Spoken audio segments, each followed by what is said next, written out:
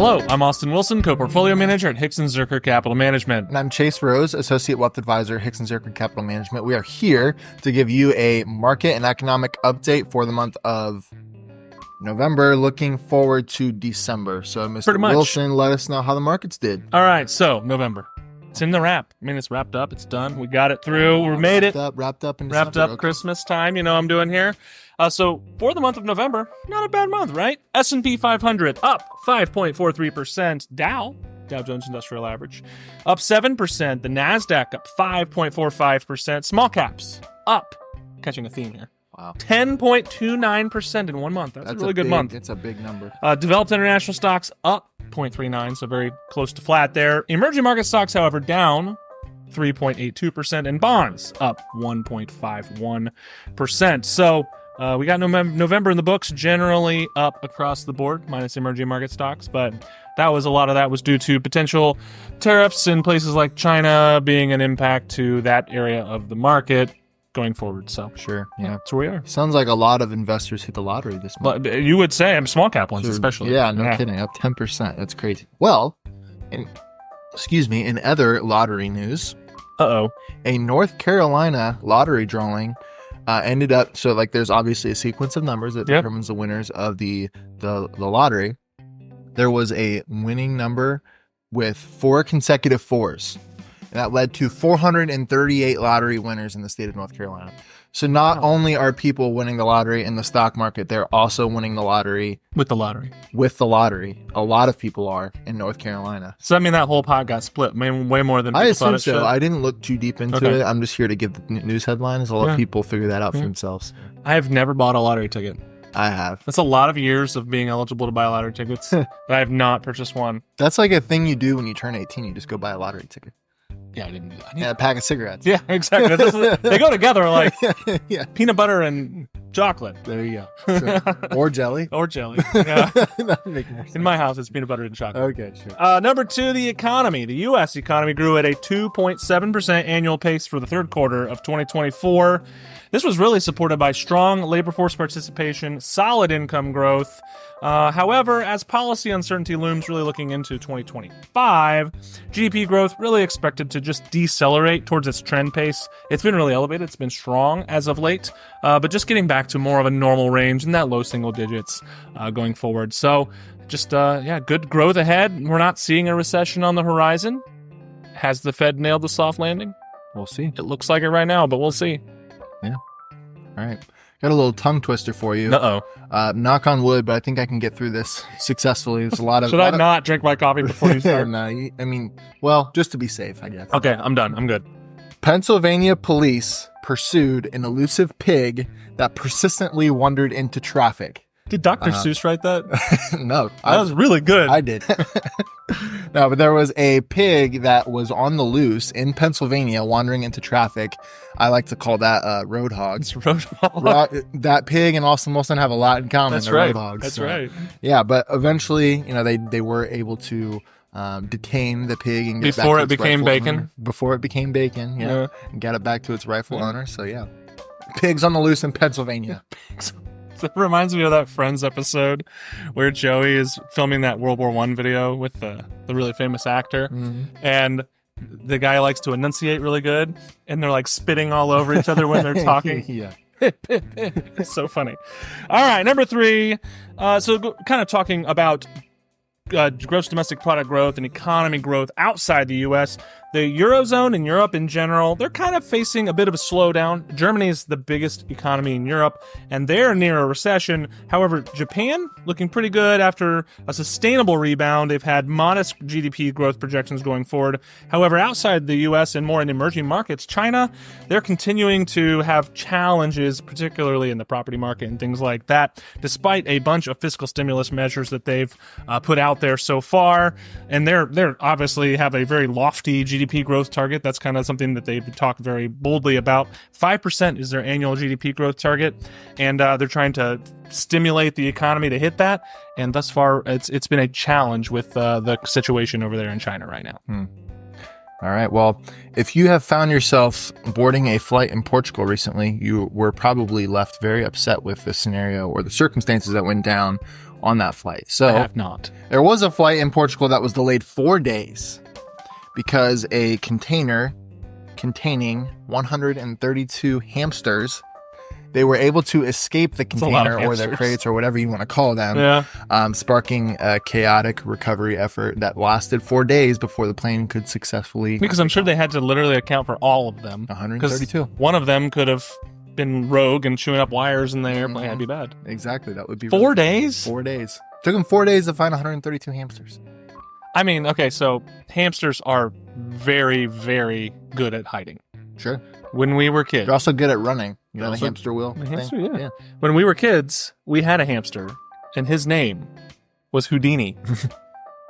Because... Houdini the hamster. We got Houdini the hamster. A lot of those tongue twisters. I know. That sucker, he would escape his crate cage thing. Yeah. He would like sneak over the top of that thing, and he'd be in the bottoms of underneath the kitchen cabinets. We don't know. He just escaped all the time, so we named him Houdini. Yeah, that's funny. So yeah, interesting. So yeah, you can see how that would have been challenging in an airplane. They're like tearing open wall panels trying to find this thing, hopping into people's luggage. You know, I wouldn't be surprised if you were on that flight if you got to take a hamster home with you on accident. I know. You didn't even intend to. Imported. Yeah, there you go. It's a luxury hamster. So for October, inflation reading came in. Does that contribute to GDP? It could. It could. Yeah, and the inflation, the luxury tax on hamsters is off the charts. So inflation for October was released in November, so we can talk about it now. So we're looking at CPI, or the Consumer Price Index. It continued its range-bound kind of series of numbers that we've been getting recently, up 2.6% year over year. This was in line with expectations broadly. This does kind of tell the Fed that we haven't got down to the goal that they want, which is, I'm going to say air quotes 2%, because that's just kind of an arbitrary number, but closer to the 2% range. But we've been kind of in this 2.5 to 3% range for a while, and it's taking a while to get down below that. This does maybe say the Fed will not cut rates as much as we had thought earlier in the fall, and that's definitely been the case if you look forward to what the market expects in terms of Fed rate cuts over the next year or so. Now only showing about 75 basis points, or 0.75% of rate cuts coming between now and mid next year, where it was double that, a few months ago. So, sure. Yeah, inflation's a little sticky. Well, it is a little sticky. All right. It's also the end of an era. I see what you did there. I've had some Taylor Swift news stories in the past to give to the people because that's what they want, right? But I've been a little silent on T Swift recently. She's been so busy. She's been on her grind, but that grind is over. So she's got football games to go to. Yeah, she has a lot of football games to go to. We'll see how many. Yeah, see if they make it to the Super Bowl again. But the Eras tour that Taylor Swift has been holding this tour for probably a couple years now. I honestly didn't know. I don't remember when the first concert was. Well, hasn't it? It's been the most successful tour of all time, I think. Absolutely, by a landslide, I think.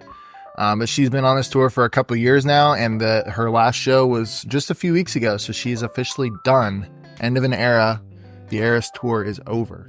I know what I'm getting chased for Christmas. Target has an exclusive. Oh, is that you talking about the book and the vinyl? Uh-huh. Yeah, Target has an exclusive Eras tour book. It's like large and fancy, so I'm gonna get that for Chase for his end table. You can give that to me, and I'll just give it to my fiance. How about that? It's really for him. Sure. Yeah. Big Swiftie here. Yeah. Number 5, Americans spent. This is a big number, Chase. Mm-hmm. You may have contributed this because I know I did. Yeah. An estimated $75 billion during the Black Friday to Cyber Monday shopping period in 2024. This is a record level of spending by both in-store and online sales, reflecting strong consumer participation, along with seasonal discounts and promotions that are very typical around this time of year. But $75 billion during Black Friday to Cyber Monday in 2024. Wow. That's a lot of money. I can say that I did not participate in that. Oh, we did. Yeah. Amazon, baby. You probably did enough for both of us. Yeah, well, lots of kids. Sure. All right, now it's time for the Florida news story of the month. So we did have a few candidates this month. Yeah, Florida. There's a lot going on in Florida. There's a lot going on in Florida. It was kind of hard to narrow down which one we were going to use. But just to be frank with the people, one of them was very inappropriate. I decided to leave it off the video this month. But the other one is still a little graphic, I guess. Maybe, I don't know. It depends on how you look at it. Your discretion is advised. Your right discretion. Here. Put a warning right here. There you go. All right. So a woman in transit at the Miami International Airport in Florida. She may not be Miami. She may not be a Florida woman, but she was. This was in Florida. This was in Florida. I love Miami sidebar. It is like not a place to take a family. Mhm. It's pretty trashy. What were you doing in Miami, Austin? My wife and I have gone like twice. There are beautiful beaches. It's very warm. The food is great. Lots of Cuban food around. Mhm. But it's just not something that you can take kids and have fun with. But Sure. for a grown-up place, it is so fun. The food is great. The beaches are great. Miami. Well, this is also probably a little traumatic for a child as well to see this in person, if that happened. But the woman that was in transit at the Miami International Airport, she had her travel plans interrupted. Uh-oh. She went into labor near a ticket counter. So with quick assistance from the airport staff, she was able to successfully deliver the baby At the airport near the ticket counter. Okay. That was actually a delivery room for a little while. And people were standing around, not watching, I would hope, but at least just observing to see when the baby was going to be born. And people applauded her and the whole 9 yards. So the question is, did she make her flight? probably not. Well, you know that baby can fly for free, so might as well take advantage of that. That's a good You point. get 0 to 2, that baby can fly for free, so Yeah. hopefully she took advantage of that. If Or I got a was- rain check. If I was in the row in front of that woman and her newborn baby, I would want my money back. Honestly. Yeah, that's an interesting story. That is. You don't make those up. You don't want me to tell the other one, so I'm not going to. That's okay. That's okay. Well, as we said earlier, Austin Wilson, Chase Rose here with Hixon Zuercher Capital Management. Please remember, nothing we talked about is a financial recommendation. But if you have any questions about your financial situation, feel free to give us a call at 419-425-2400 or to email us at hello@hzcapital.com. And until next month, Merry Christmas. Merry Christmas, Happy New Year, all the things, and also stay warm because it's pretty cold out there. So until next one, have a good one. Bye.